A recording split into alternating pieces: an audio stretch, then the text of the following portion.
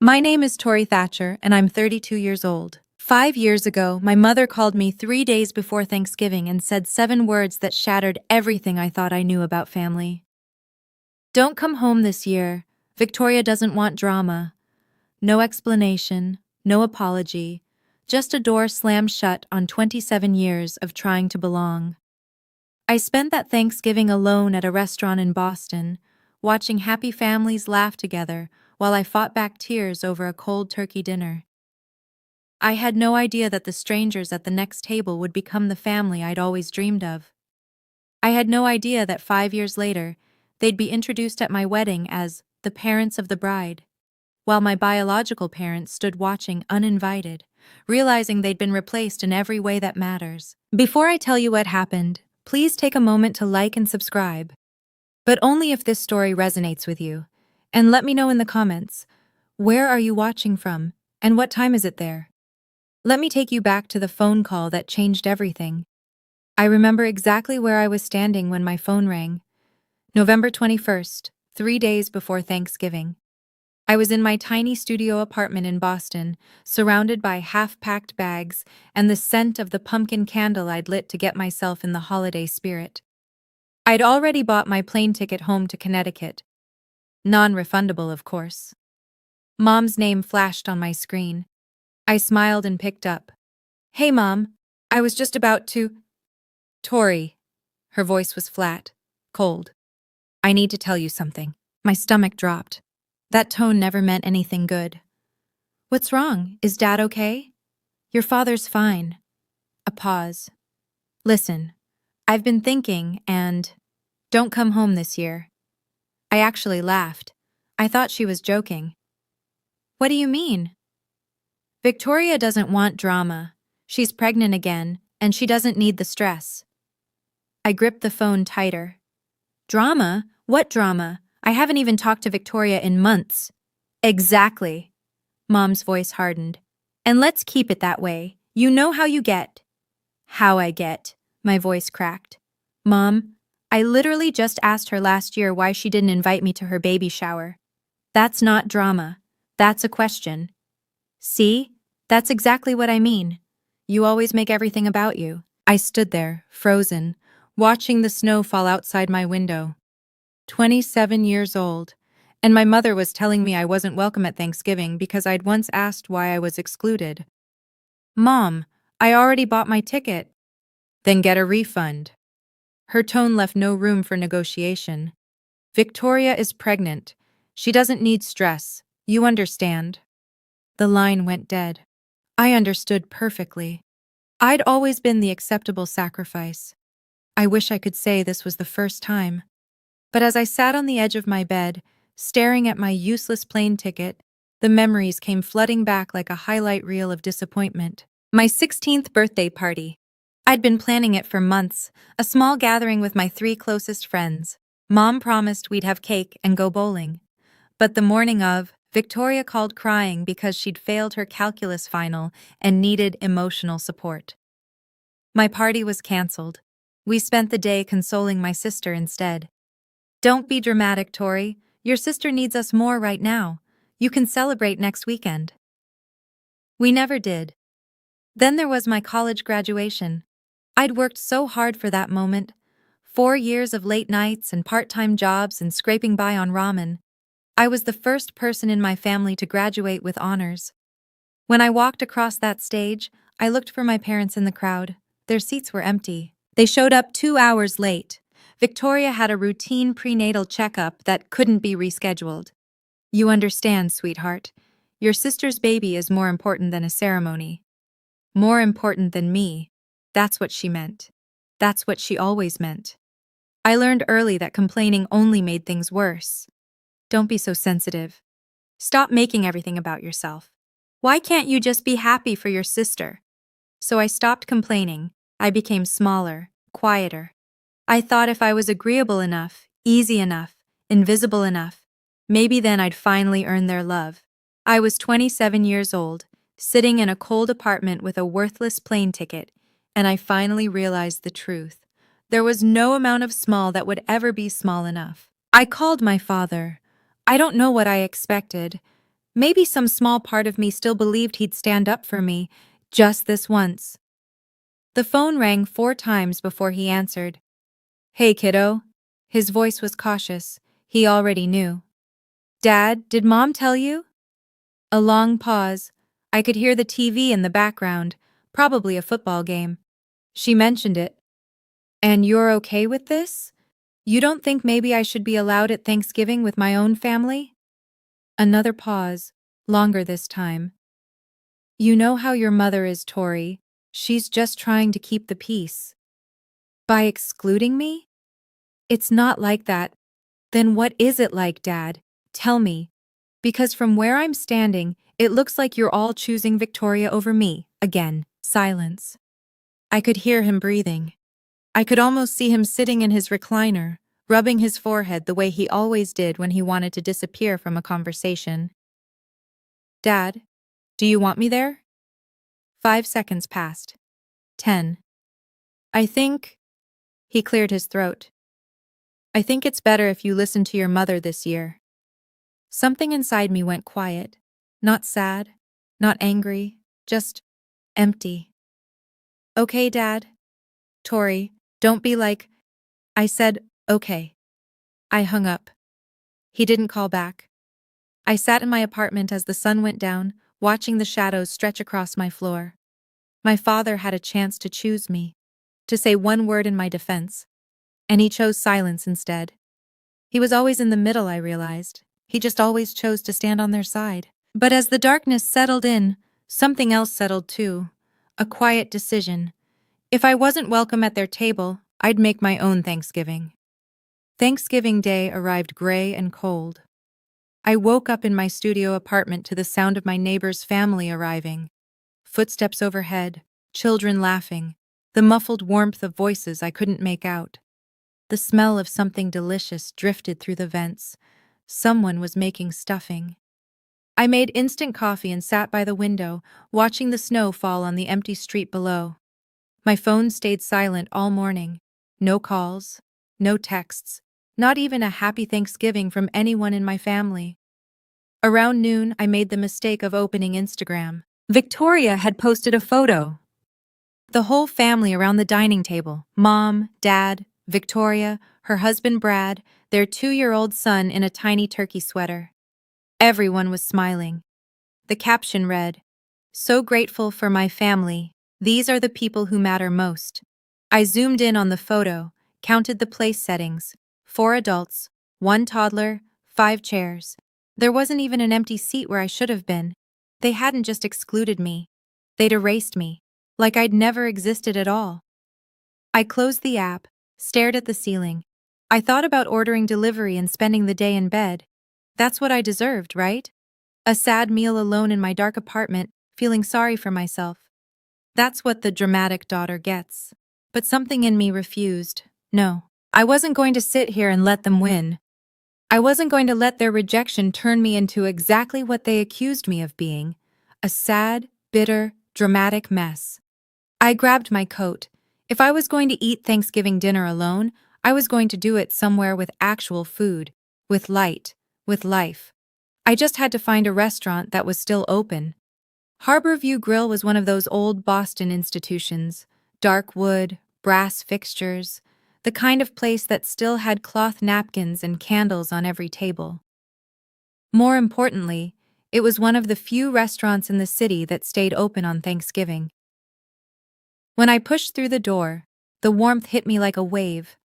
The smell of roasted turkey and fresh bread, the soft clink of glasses, and everywhere, families. Couples with grandparents, parents with children, groups of friends who laughed like they'd known each other forever.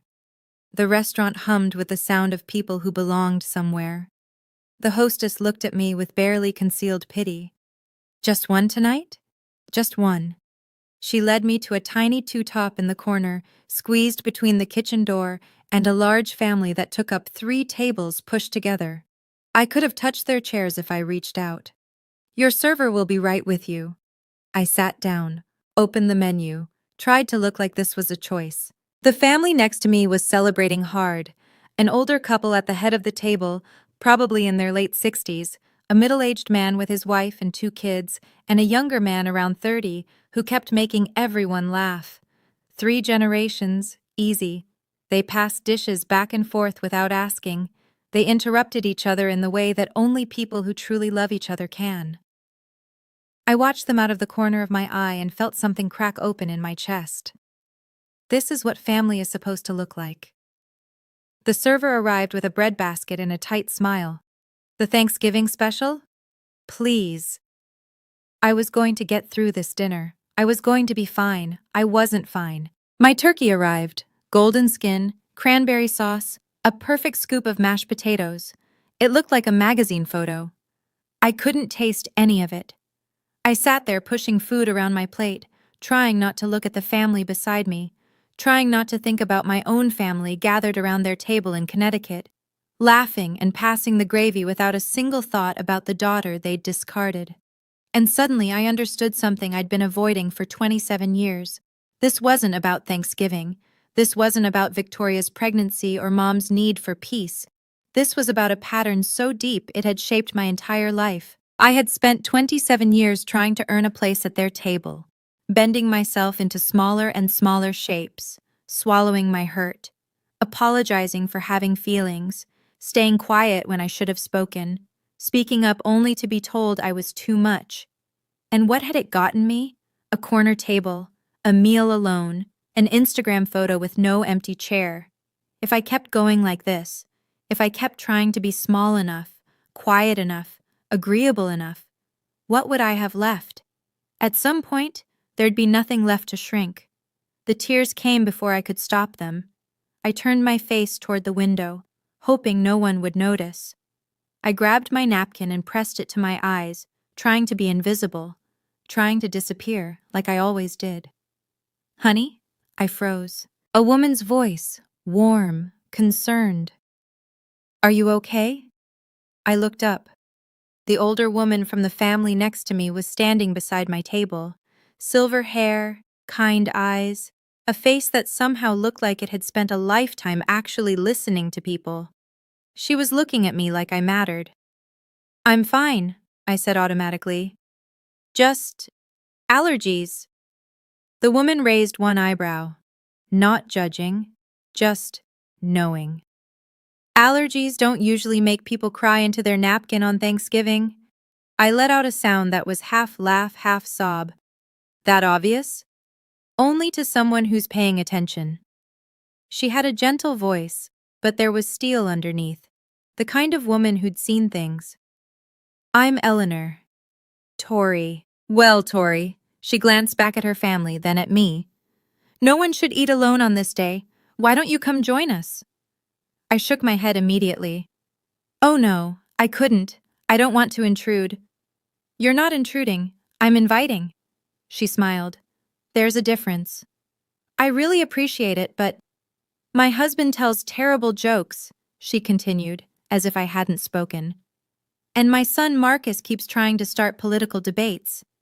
You might as well come suffer with us.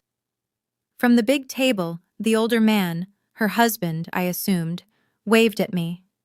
She won't take no for an answer. Trust me. 43 years, and I've never won an argument.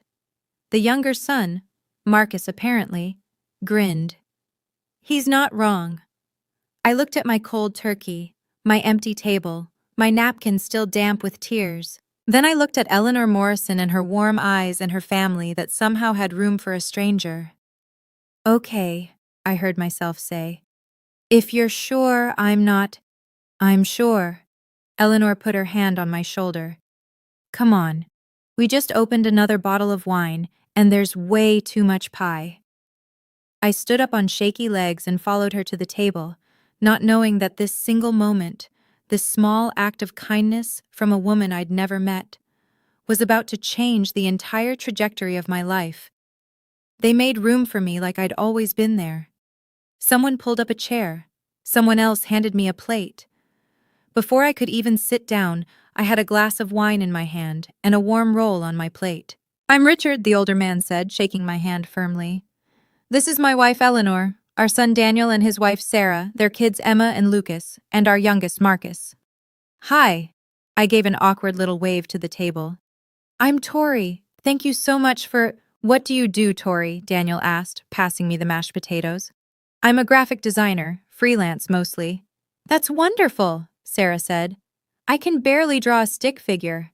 Mom, stick figures are easy, Emma said. She looked about 8. Even I can do that. Everyone laughed. Not at anyone, with each other. It was such a foreign sound.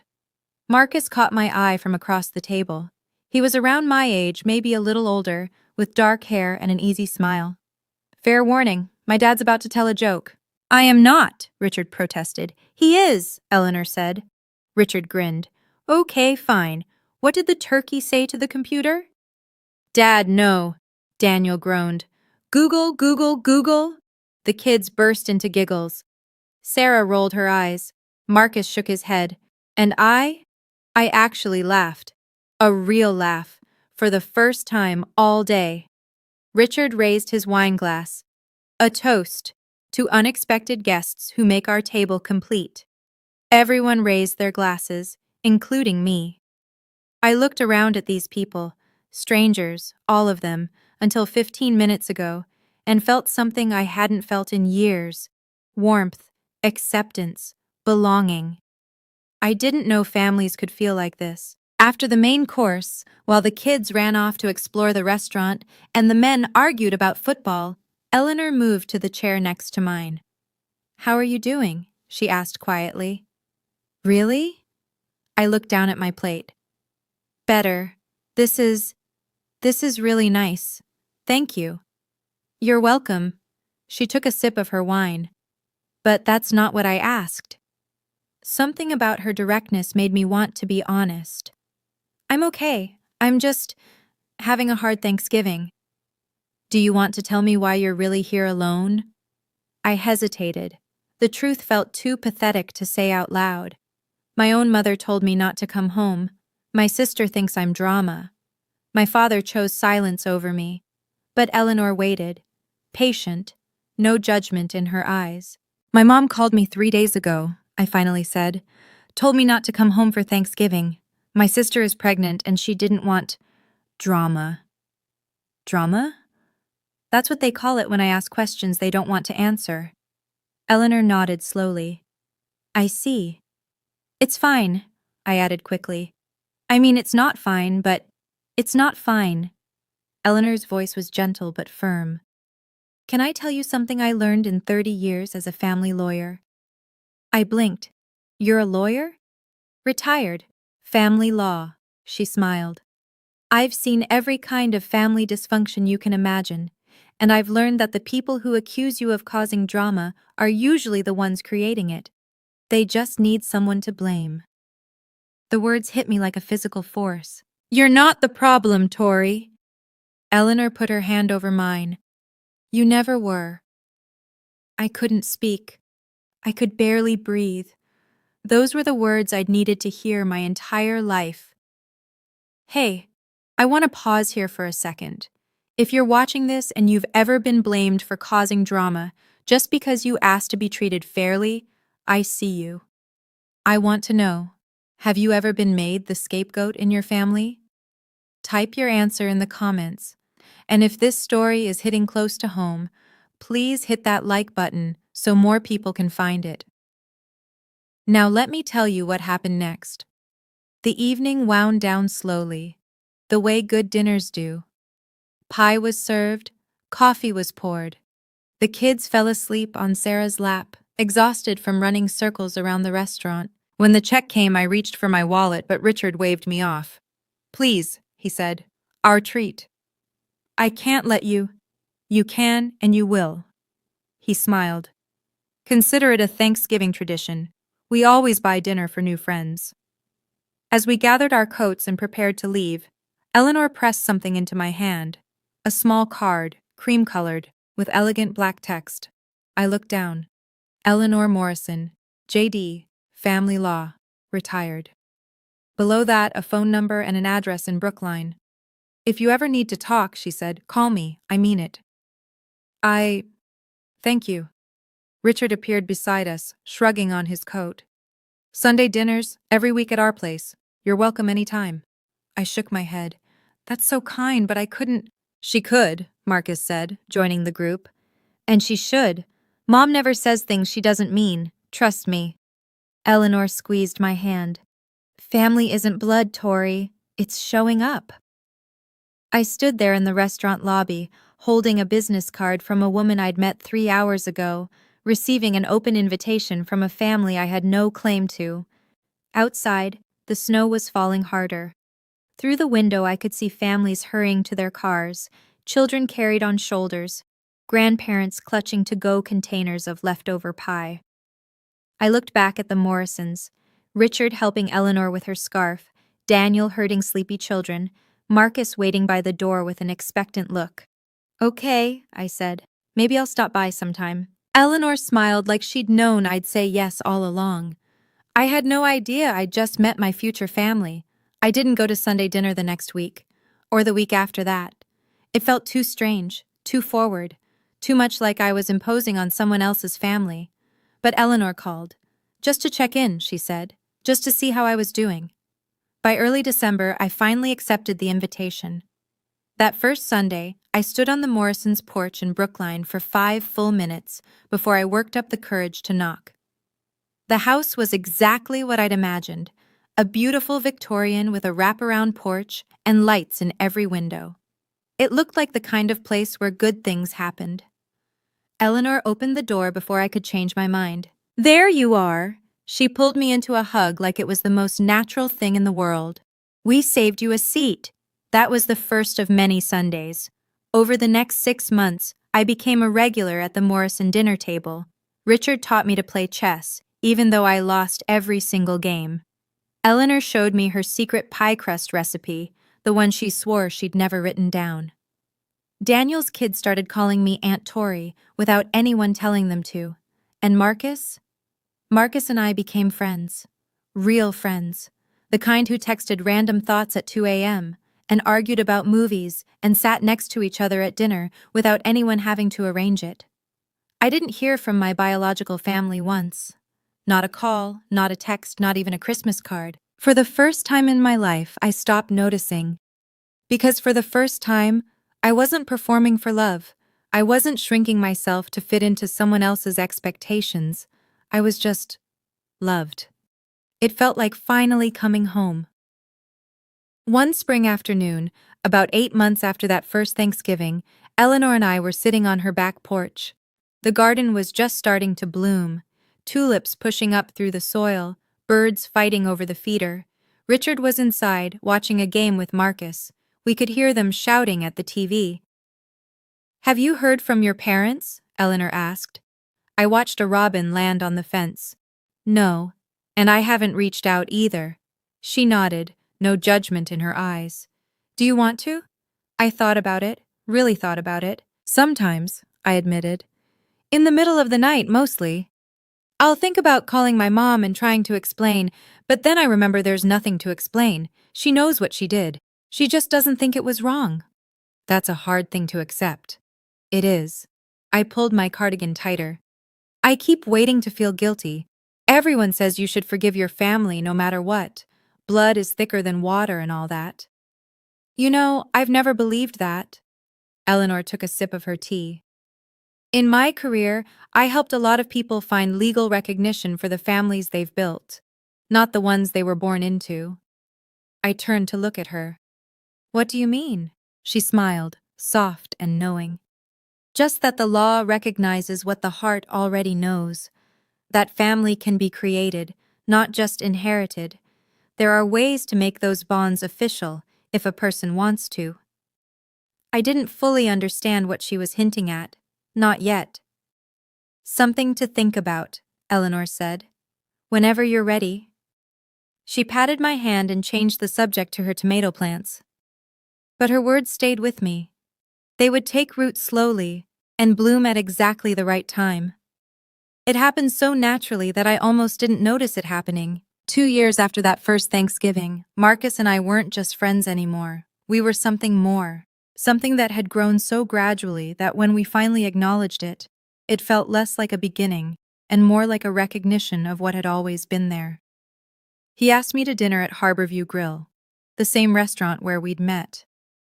This feels circular, I said, sliding into the booth.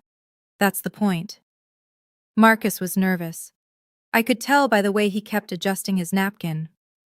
I wanted to bring you back to where it all started. Where what started? He reached across the table and took my hand. Tori, I've been trying to figure out how to say this for months. He took a breath. I want to spend the rest of my life choosing you, every single day. My heart stopped. Marcus? I know your family hurt you. I know you're scared of people who are supposed to love you letting you down. His eyes were steady on mine. But I'm not going anywhere. I never have been. He pulled out a small velvet box. Tori Thatcher, will you marry me? I couldn't speak. I couldn't breathe. I looked at this man who'd been my friend first, my confidant second, my rock through 2 years of healing, and I saw my future. Yes, I whispered. Yes. He slipped the ring on my finger.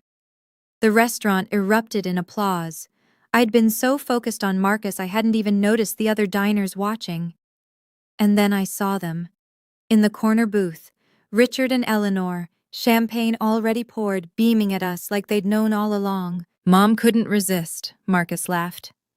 I was going to officially become a Morrison. The wedding planning began immediately. Venue options, catering tastings, flower consultations.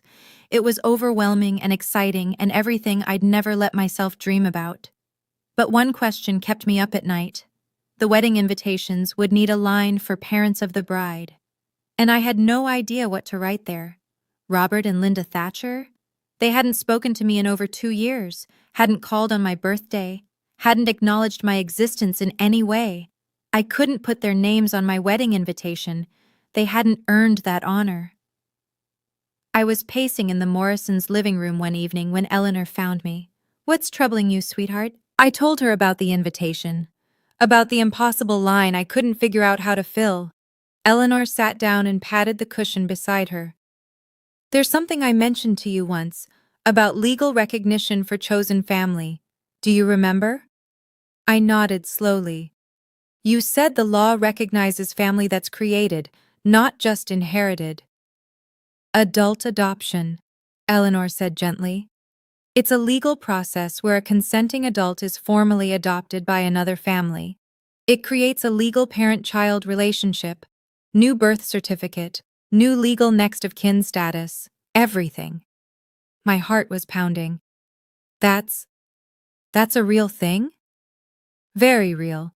I've helped many people through the process. I looked at this woman who'd pulled me into her family on the loneliest night of my life, who'd fed me Sunday dinners and taught me about pie crust and shown me what a mother could be. Eleanor, my voice cracked. Would you and Richard consider... She pulled me into her arms before I could finish the sentence.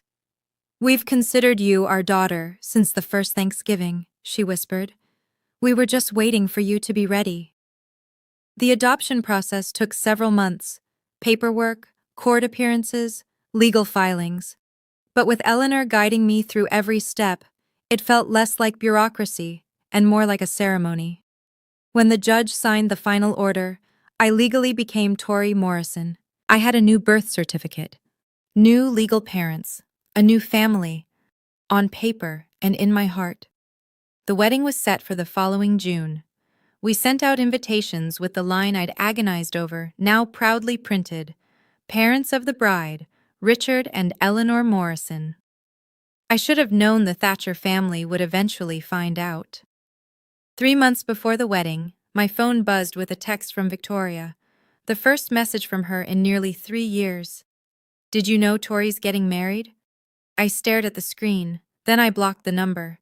A week later, my mother called, 5 times in one day. I let every call go to voicemail. Finally, a text. Why didn't you tell us? We're your family. Call me back immediately. I read it twice, then I deleted it. 3 years of silence. 3 years of pretending I didn't exist. And now suddenly they remembered they had another daughter. I wasn't angry. I'd moved past anger long ago. I was just tired. Marcus found me staring at my phone that evening. Everything okay? My biological family found out about the wedding. Ah. He sat down beside me. What do you want to do? Nothing. I put the phone away. I don't owe them anything. Not an explanation, not an invitation, nothing. He nodded and pulled me close. Whatever you decide, I support you. But we both knew this wasn't over. The Thatchers weren't the kind of family who accepted being ignored.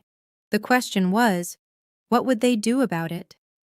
She showed up at my apartment on a Tuesday afternoon. I was working from home, reviewing design proofs at my kitchen table, when the doorbell rang. I opened it without checking the peephole, a mistake I wouldn't make again. Tori. My mother stood in my hallway.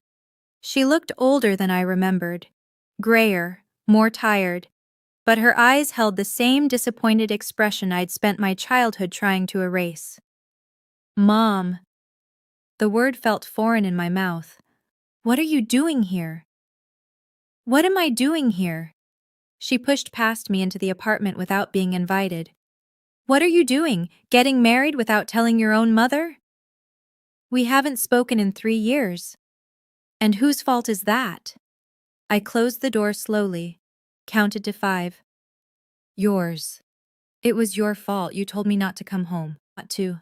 That was one Thanksgiving. You can't still be upset about that. I'm not upset. I kept my voice calm. I've moved on. Linda's eyes swept across my living room, landing on the photos on my bookshelf. Me and Marcus at a beach. Me and Eleanor making pie. The whole Morrison family at Christmas. Me right in the center. Who are these people? My family. Her face contorted. I am your family. You were.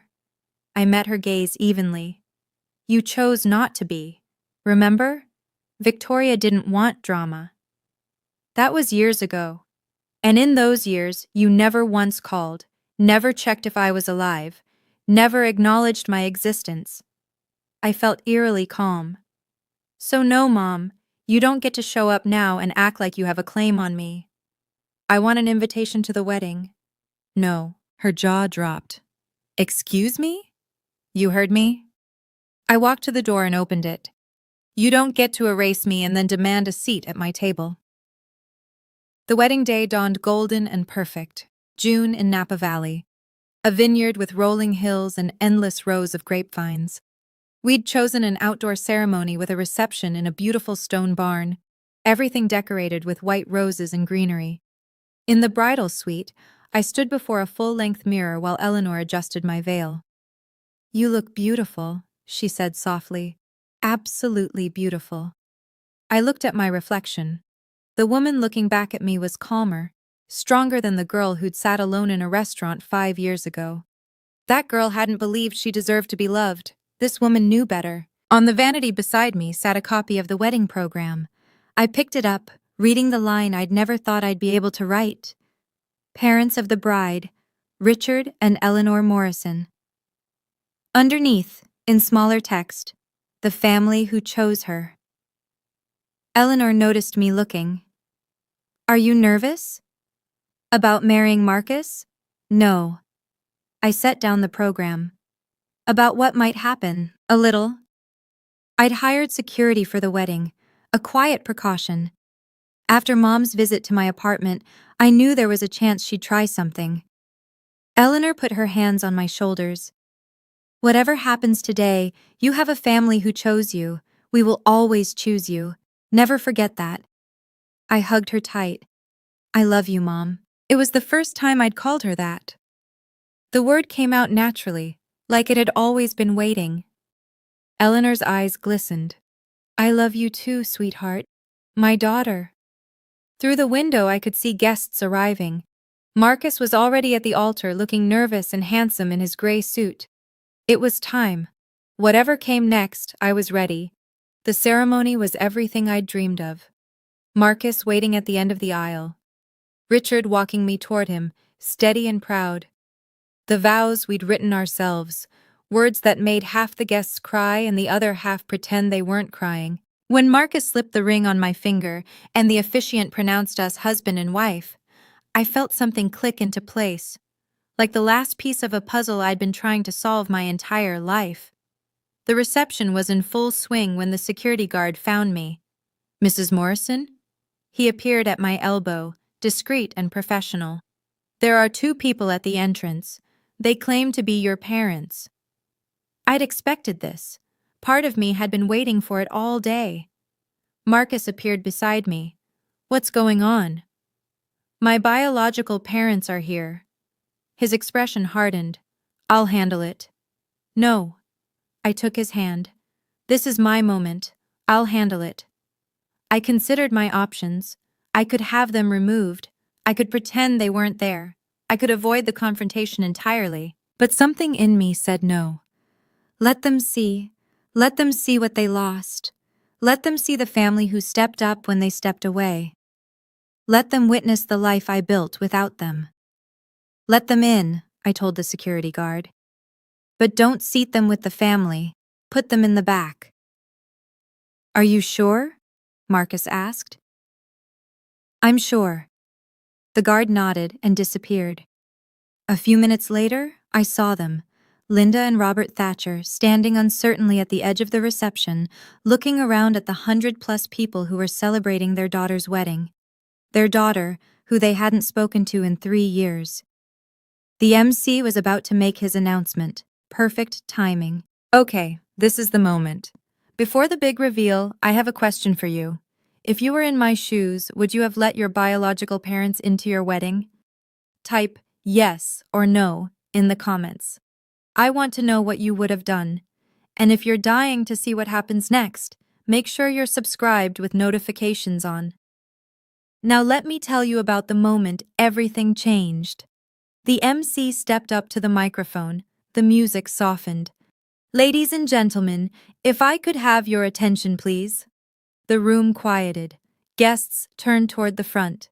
Champagne glasses paused halfway to lips. "Before we continue the celebration, I'd like to introduce some very special people." I watched my biological parents from across the room. Linda was craning her neck, trying to see. Robert stood behind her, hands in his pockets, looking uncomfortable. They had no idea what was coming. "Please join me in welcoming the parents of the bride." Linda straightened up. I could see her preparing to acknowledge the introduction, to accept the recognition she believed was rightfully hers. "Richard and Eleanor Morrison!" The room erupted in applause. Richard and Eleanor stood from the head table, beaming, waving to the guests. People cheered. Someone whistled. The photographer snapped photos. And across the room, my mother's face went white. I watched it happen in slow motion. The confusion, the disbelief, the moment she realized what those words meant. Richard and Eleanor Morrison, the family who chose Tori and whom Tori chose in return. Linda grabbed Robert's arm. "What did he just say?" Robert looked stunned, speechless. Around them, guests clapped and smiled, completely unaware that the older couple in the back had any connection to the bride at all. To everyone else at this wedding, Richard and Eleanor Morrison were simply what they appeared to be, my parents. Linda's mouth opened and closed. No sound came out. She looked at the happy couple accepting congratulations, then at me standing with my husband, and the truth finally settled over her like a cold wave. She had been replaced. Completely. Officially. Legally. And everyone in this room knew it except her. Linda pushed through the crowd before I could stop her. She reached me just as the applause was dying down. Her face was flushed, her eyes wild. Robert trailed behind her, looking like he wanted to disappear. "What is going on?" Linda's voice was a harsh whisper. "Who are those people?" I kept my voice calm, steady. "My legal parents. I was adopted 2 years ago." "You... what?" She actually staggered back a step. "You can't just... replace us." "I didn't replace you." I looked at her evenly. "You abandoned me first." "We never abandoned you. You told me not to come home. You chose Victoria. Every time. For 27 years. The guests nearest to us had noticed the confrontation. Conversations died. Heads turned. That's not fair, Linda started. Fair? I felt Marcus move to my side, a solid, reassuring presence. You want to talk about fair? I didn't raise my voice. I didn't need to. The truth was loud enough on its own. I spent 27 years trying to earn a place in your family. You know what I got? An Instagram photo with no empty chair. A Thanksgiving dinner alone. 3 years of silence. I'm still your mother, Linda's voice cracked. Not legally. I held up my left hand, both rings glinting in the reception lights. Not emotionally. Not anymore. Around us, the room had gone quiet. 100 pairs of eyes watched us. Linda looked around, suddenly aware of the audience. Her cheeks burned red. This is humiliating, she hissed. Then leave. My voice was soft. Final. You showed up uninvited to my wedding. You don't get to be the victim here. She stared at me like she was seeing a stranger. Maybe she was. The daughter who never fought back had finally stopped shrinking. And then, for the first time in my entire life, my father spoke up. Tori. His voice was rough, broken.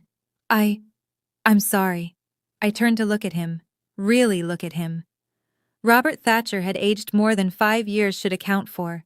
His hair was grayer, his shoulders slumped, but his eyes were wet with tears. I'd never seen my father cry, not once in 27 years. I'm sorry, he said again. I should have done better. Something cracked inside my chest. Not healing, just recognition of an old wound. I know, Dad. I was a coward. His voice trembled. I always was. I knew how your mother treated you, how Victoria treated you, and I stood there. I let it happen. Linda grabbed his arm.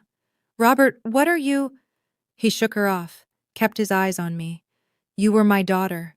You were my little girl, and I let them make you feel like you didn't matter. A tear rolled down his cheek. I'm so sorry. The words I'd waited 3 decades to hear. And they came too late. I know you're sorry, Dad. My voice was gentle but firm. But sorry doesn't undo the years you stood by and watched. Sorry doesn't give me back my childhood. Sorry doesn't make this okay. I know. He nodded, wiping his eyes. I know it doesn't. Eleanor appeared at my shoulder. She didn't say anything, just placed her hand on my arm. A quiet reminder that I wasn't alone. Linda stared at Eleanor with barely concealed hostility. You, she spat. You're the one who stole my daughter. Eleanor's expression didn't change. I didn't steal anything, Mrs. Thatcher. Then what do you call this? Richard Morrison stepped forward, positioning himself beside his wife. Richard Morrison wasn't a confrontational man. In the years I'd known him, I'd never once heard him raise his voice. But when he spoke now, there was a steel in his tone that silenced everyone. I think it's time for you folks to leave. Linda's jaw dropped. Who are you to tell us? I'm her father. Richard's voice carried across the quiet reception. Legally and in every way that matters. You stole our daughter! Richard shook his head. Calm. Certain. No, ma'am. We didn't steal anything. You gave her away. We just picked up what you threw out. Linda flinched like she'd been slapped. 5 years ago, Richard continued, this young woman was sitting alone in a restaurant on Thanksgiving because her own family told her she wasn't welcome. My wife invited her to our table. We fed her. We talked to her. We treated her like a human being. He stepped closer to Linda, his voice dropping. Do you know what she told us that night? She said she couldn't remember the last time she felt like she mattered to someone. 27 years old, and she couldn't remember ever feeling wanted by her own family. Linda opened her mouth. No sound came out. We didn't steal your daughter. We just showed her what family is supposed to look like. The rest was her choice. He turned to face the gathered crowd. Now, this is my daughter's wedding day. The happiest day of her life. And I won't let anyone ruin it. He nodded to the security guards, who had been standing discreetly nearby. Please escort these people out. As the guards approached, Richard put his arm around me. Tori is a Morrison now, he said quietly, and Morrisons protect their own. This is what a father sounds like. Before the security guards could lead them away, I held up my hand. Wait. Everyone froze. Linda looked at me with something like hope in her eyes. Maybe she thought I was having second thoughts. Maybe she thought I'd relent. I walked toward my biological parents, stopped an arm's length away. Mom, Dad. The words still felt strange in my mouth when directed at them. I need you to understand something. Linda's chin lifted. What? I don't hate you. Whatever she'd expected me to say, that wasn't it.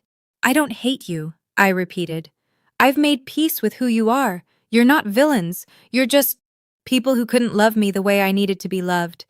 People who chose comfort over fairness. People who let one daughter become invisible so the other could shine. Robert was crying again. Linda's face was a mask. But I've also made peace with who I am. I stood straighter.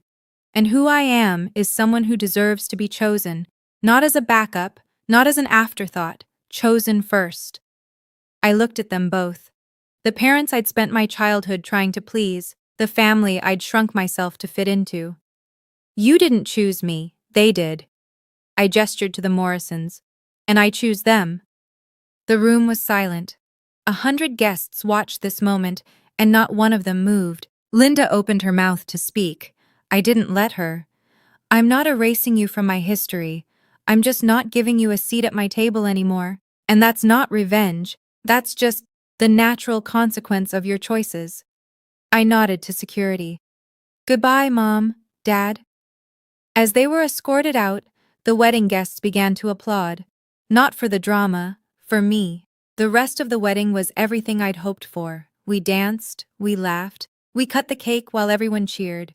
Marcus twirled me around the dance floor until I was dizzy with joy. For those few hours, I let myself forget about the confrontation and just be happy.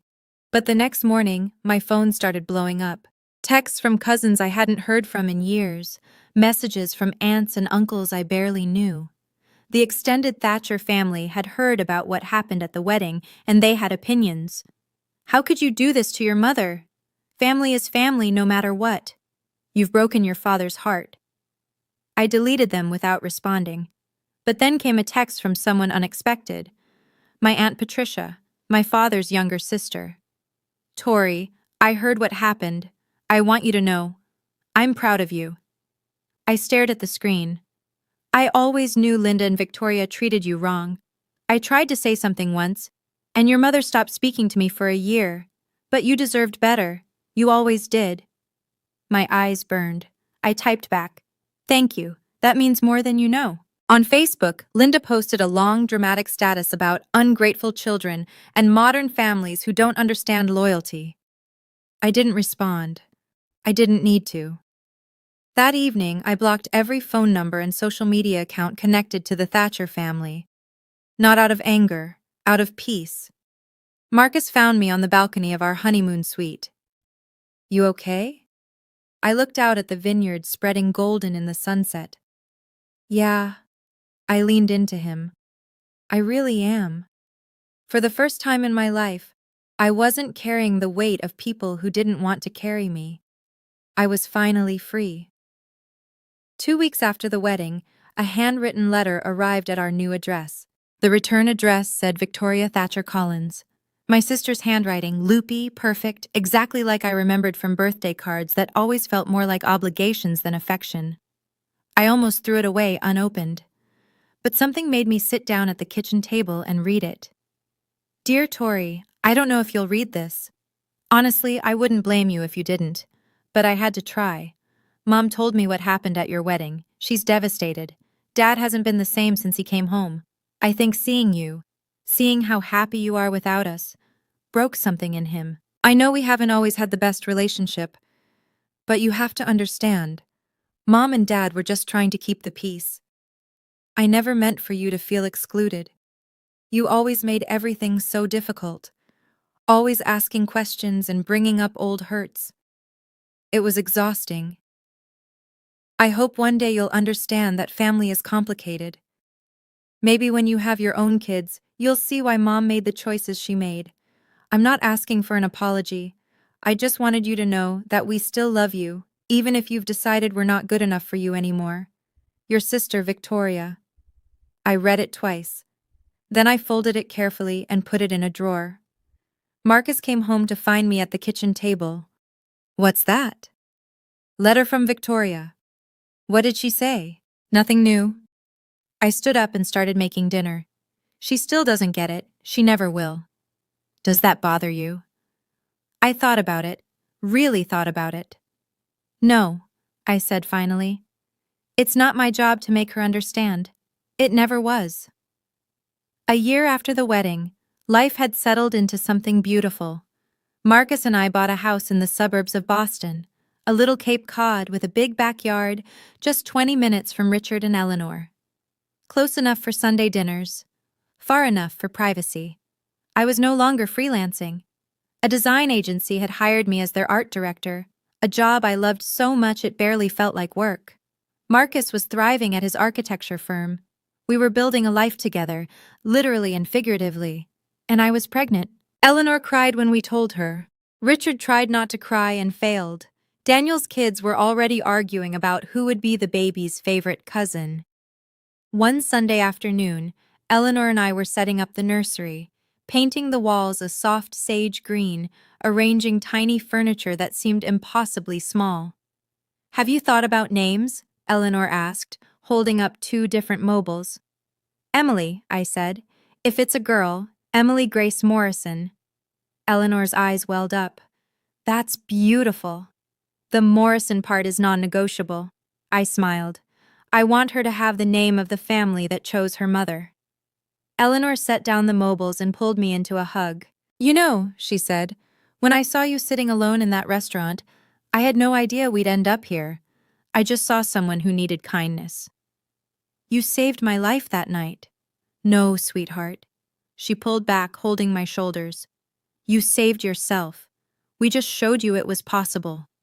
I looked around the nursery, at the crib we'd picked out together, at the rocking chair Richard had built by hand, at the life I'd created with people who loved me unconditionally. I finally had everything I'd always wanted. I was home. 5 years to the day after I sat alone in Harborview Grill, I sat at the head of a very different table. The Morrison house was chaos, the best kind. Emily, now 6 months old, was being passed from lap to lap like a tiny, drooling treasure. Daniel's kids were playing some complicated card game in the corner.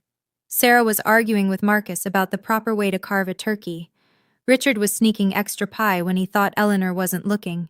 She was. All right, everyone. Eleanor clapped her hands. Before we eat, we need a toast. She raised her glass and looked at me. Tori, would you do the honors? I stood, Emily in my arms, and looked around the table. At the family I'd found, the family that had found me. 5 years ago tonight, I said. I was sitting alone in a restaurant wondering if I'd ever belong anywhere. I thought I was unlovable. I thought there was something wrong with me, that I was too much, too difficult, too dramatic. I paused, feeling Marcus's hand squeeze my knee under the table. Then a stranger named Eleanor Morrison came up to my table and said, "No one should eat alone on this day." And everything changed. Richard wiped his eyes. Eleanor was already crying. So here's my toast. I raised my glass. To family. Not the one we're born into, but the one we build, the one we choose, the one that chooses us back. To family, everyone echoed. Glasses clinked. Emily gurgled. Richard finally got his extra piece of pie, tea, and I looked around at these people, my people, and felt something I'd spent my whole childhood chasing. I belonged. Completely. Unconditionally. For the first time in my life, I was home. After dinner, Marcus and I sat on the back porch with Emily asleep between us in her carrier. The November air was cold, but we were bundled in blankets, watching the stars emerge one by one. Do you ever think about them? Marcus asked quietly. Your bio parents? I considered the question. Sometimes, I admitted. In the middle of the night, mostly. I'll wonder how they're doing, if they've changed, if they ever really understood what they lost. Do you think they have? Changed? I shook my head slowly. People rarely do, not in the ways that matter. Does that make you sad? I looked at Emily, her tiny fist curled near her cheek, her perfect rosebud mouth, her chest rising and falling with each peaceful breath. It used to, I said. But not anymore. I spent so many years being sad about a family that didn't want me. I don't have room for that anymore. My life is too full. Marcus wrapped his arm around me. What changed? I did. I leaned into him. I stopped waiting for them to love me the way I needed. I stopped shrinking myself to fit into their version of who I should be, and I started building something new. Through the window, I could see the Morrison family, my family, laughing and talking, clearing plates and wrapping leftovers. Setting boundaries isn't revenge, I said softly. It's survival. It's choosing yourself when no one else will. Marcus kissed my forehead. I'm glad you survived. Me too. Emily stirred, making soft baby sounds. I picked her up and held her close. I'll never make you earn my love, I whispered to her. I promise. You'll never have to wonder if you're wanted. You'll always know. She yawned and fell back asleep.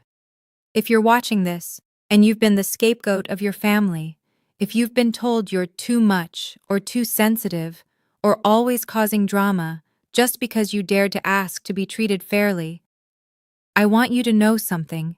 It's not you. It never was. You deserve to be chosen. Not as a backup. Not as a last resort. Not as the acceptable sacrifice when someone else's comfort is at stake. Chosen first.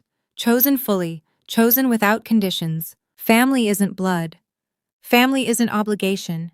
Family isn't people who share your DNA but treat you like a burden. Family is the people who show up. The people who see you crying alone at a restaurant table and invite you to join them. The people who open their Sunday dinners and their hearts and their legal documents to make you officially, permanently, undeniably theirs. I spent 27 years trying to earn love from people who were never going to give it. And then I spent 5 years learning what love actually looks like. Not from the family I was born into, but from the family that chose me. If the people who are supposed to love you can't do that, if they've proven over and over again that you'll always come last, you have the right to build your own family.